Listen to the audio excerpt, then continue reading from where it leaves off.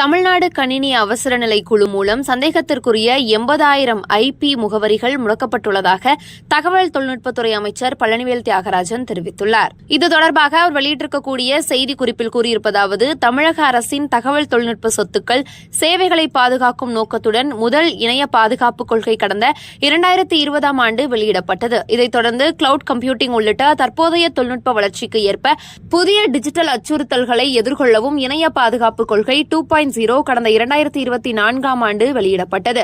இதை திறம்பட செயல்படுத்தும் விதமாக தகவல் தொழில்நுட்பவியல், டிஜிட்டல் சேவைகள் துறை மூலம் Tamil Nadu computer emergency response team, அதாவது கணினி அவசரநிலை பதிலளிப்பு குழு உருவாக்கப்பட்டது.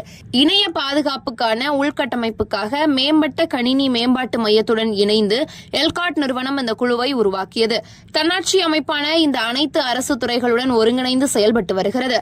இதன் மூலம் 500க்கும் மேற்பட்ட அரசு இணையதளங்கள் கையாளப்பட்டு வருகின்றன. அதேபோல 1200 தகவல் தொழில்நுட்ப சொத்துக்கள் பராமரிக்கப்பட்டு வருகின்றன. சைபர் பாதுகாப்பு குறித்த 130 பயிற்சி வகுப்புகள் நடத்தப்பட்டு 3200 அதிகாரிகள் பயிற்சி பெற்றுள்ளனர்.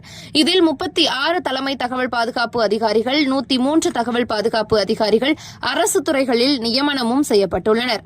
இத்துடன் தமிழகத்தில் சந்தேகத்திற்குரிய 80,039 ஐபி முகவரிகள், அதாவது இணைய இணைப்பு பெற்றுள்ள சாதனங்களுக்கான பிரத்யேக அடையாள எண் கண்டறியப்பட்டு முடக்கப்பட்டுள்ளது என்பது குறிப்பிடத்தக்கது என்றும் அவர் தெரிவித்திருக்கிறார்.